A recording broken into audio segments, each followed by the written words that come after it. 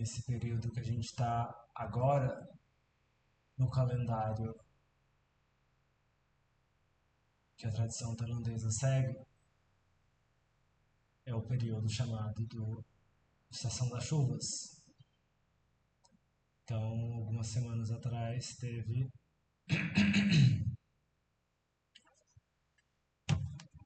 o início do retiro chamado Retiro das Chuvas, no dia.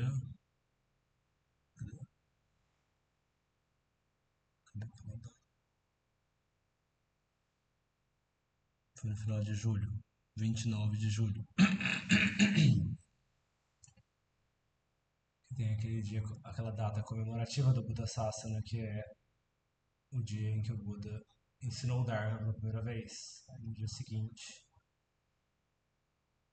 é o dia de início do Retiro das Chuvas, pelo calendário lunar. Então, nesse período de 3 meses, no caso dos monges, eles não viajam, a não ser que tenha alguma razão, uma causa maior. Ou então, se eles forem entrar no Retiro das Chuvas no outro mosteiro, próximo mês tem essa opção também. Mas para os praticantes em geral é um período para tanto leigos como monges, é para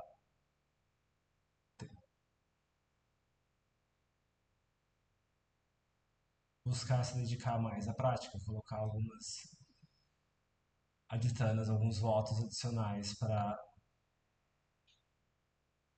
dedicar-se um pouco mais nesse período. Então tem pessoas que vão tomar.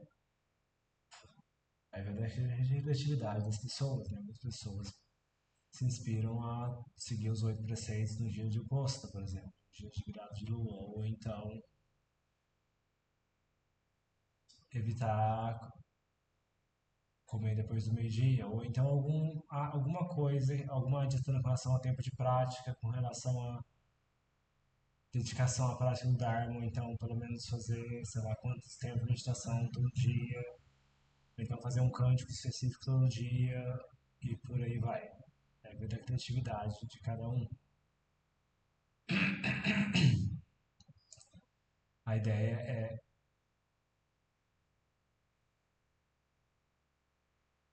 colocar um pouco mais de pressão na mente, no sentido de levar a barra, levar o peso da máquina um pouco mais, para a gente ir um pouco além da zona de conforto nesse período.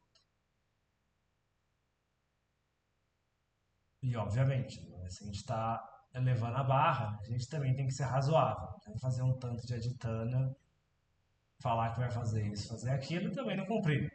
Aqui no ponto do Buda Sasana, nesse ponto, é que não tem como você enganar a si mesmo. Você toma os votos e você tem a responsabilidade de mantê-los. Se não os mantém, claramente isso vai ser danoso para a própria mente. Não precisa ninguém fiscalizar ninguém.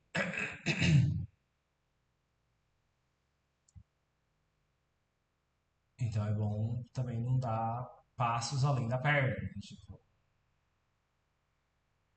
coisas que vão estar além do que é possível de fazer, do que é razoável de fazer, do que é sustentável. A pessoa fala, não, vou dormir, sei lá, 4 horas por dia durante os próximos 3 meses. Né? Tipo, a pessoa tem problema de coração, aí começa a ter outros problemas por causa disso. Ou então, não vou comer depois do meio-dia, por exemplo. Mas aí a pessoa trabalha, um trabalho que não, o horário de almoço dela é depois do meio-dia, né? Então tem que ser razoável dentro do que a gente consegue fazer também. Sustentável, no sentido também de dar uma puxada além da conta da nossa mente, mas também não puxar além da conta, no sentido de ser algo que a gente não vai conseguir manter. Né? Tomar um tanto de voto que no final a gente não consegue manter 10% deles, né? Então, assim, é interessante ser coisas que a gente consegue fazer. Que a gente sai, tipo, opa, Você tem essa sensação boa no final. Não, eu consegui fazer isso. Consegui cumprir a risca isso. Então, vai da inspiração de cada um. Pessoas que tomam isso, eu acho útil na prática delas.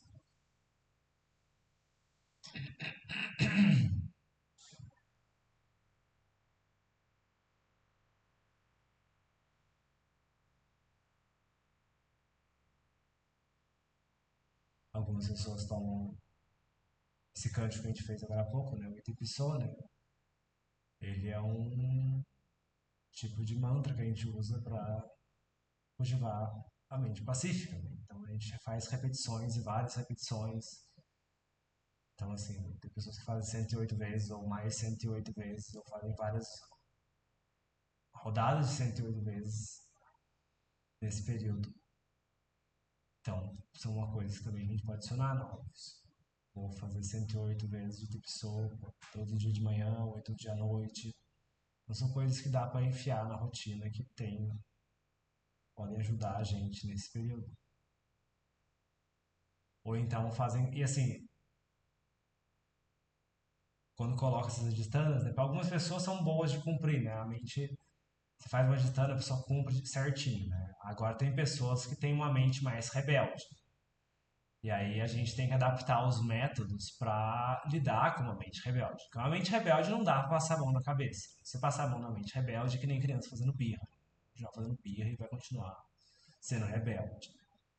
Então, mente rebelde, a gente tem que lidar com uma pessoa rebelde. Né? Então, tem que ter algum tipo de. Algumas pessoas acham útil ter algum tipo de.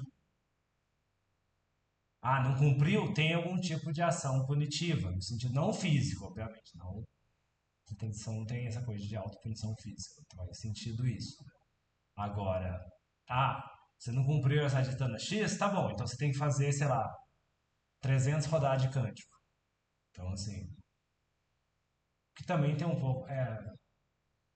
Acaba sendo um pouco, se a gente teve esse embasamento, esse condicionamento católico, né? Curioso que a penitência que o padre dá é fazer um número de Ave Marias e um número de Pai Nosso.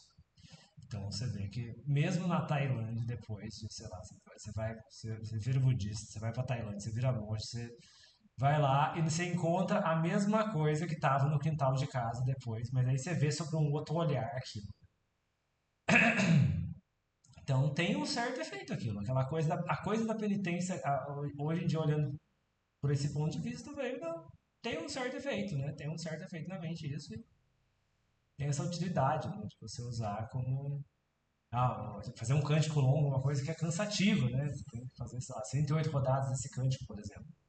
Então você também não quer fazer o tempo todo, né? Isso também gera essa medida educativa, né? Que você não.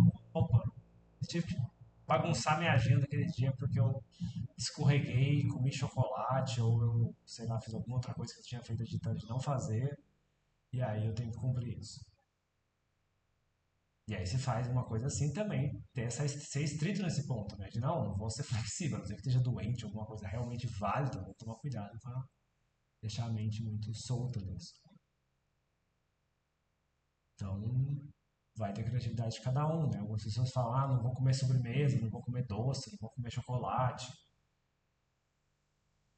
Então, assim, vai ter criatividade de cada um. Então, fica a sugestão de experimentar isso nesse período que a gente tem a oportunidade de estar praticando, né? De ter contato com a tradição